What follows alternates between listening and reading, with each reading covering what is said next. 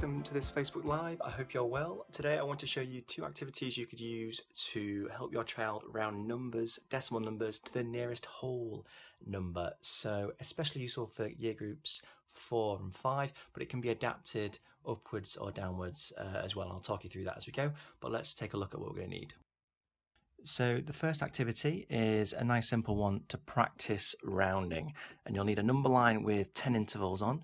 You'll need a figurine or a toy which they can use to round up or down, and you'll need something to generate a decimal number from. So I've just got some playing cards here. You could use a spinner, you could use a dice, anything to generate a number from. And the idea is we're going to turn over 2, so we've got a 4 and a 9, so that's going to be 4.9. That's the number I've generated. Let me just move those out of the way. We've got our number now. And on our number line, we then need to put our whole numbers that 4.9 comes in between. So the whole number before is 4. The whole number after is 5. And then we need to place 4.9 on the number line. So because we know the 10 intervals, 4.9 is going to be here. I'm going to put that there. And then that's where our figurine or toy goes, 4.9. Now 5 is halfway, 1, 2, 3, 4, 5, which is here. And when it's 5 or more in the tenths, that's this part of our decimal. The one to the right of the decimal, that's our tenths digit. When it's 5 or more, we round up. Now because this is a 9 in 4.9, we know our toy can round up to 5. Because the tenths is 5 or more. If it was 4.4, our toy would round down. It would be walking backwards to the whole number 4, because 4 tenths rounds down. 5 or more, we round up. 4 or less, we round down. So let's stick with the whole 4 number. I'm going to change the 9. Let's turn over one more. We've got a 3, so 4.3. 1, 2, 3. So 4.3 would go here. So my little toy is going to go there. And 4 or less in our tenths, yes it is, it's a 3, so we're going to round down to 4. Let's try one more.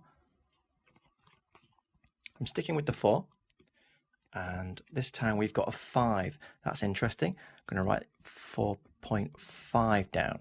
Now 5 comes exactly halfway in the middle, that's there, so we can label that up on our number line, 4.5, and because we're looking at our tenths and it's 5 or more, we round up. Even though it's exactly halfway, we round up. Now a good tip for this activity is you could use a whiteboard, or you could use a plastic paper sheet over the piece of paper, so you can rewrite and play lots of different rounds, because your whole numbers may change. If you got a 2 first, you might have 2.7, so you'd have 2 and 3 either side. So you may want to do that so you can reuse the activity. Let's take a look at a more competitive one. Get rid of those. So for this one, I've got some whole number cards. I've got 1, 2, 3 and 4. You can have as many as you want. They could be 1 digit, 2 digit, 3 up, however many digits you want. And then I've got some other cards.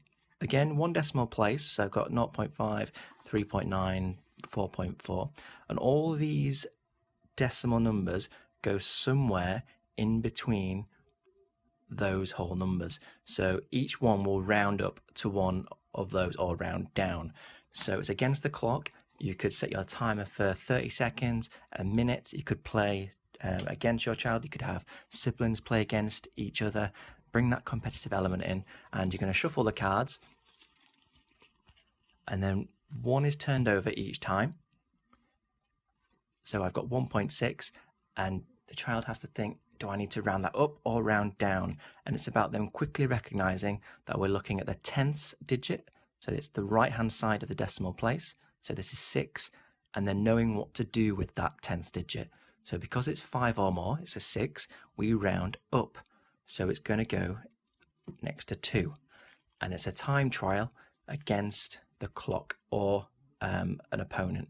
So you carry on with this process, and the winner is the one who's done it the fastest, got rid of all their cards the fastest. So 2.1, again, is 5 or less. Looking at my 10th digit, it's a 1, so it's going to match to 2. I'm going to round it down The next one, 2.5, it's that 5 again in the tenths. 5 or more, we round up. So this one's going to go to 3. And you carry on this process until you have a winner. Against the clock, it can get quite exciting, quite tense. You can make this as long or as short as you want by introducing more of the digit cards. And some interesting questions you could ask, especially on the number line activity. Which whole numbers does this digit decimal number come in between? When do we round up? When do we round down? And which column do we look at to round decimals?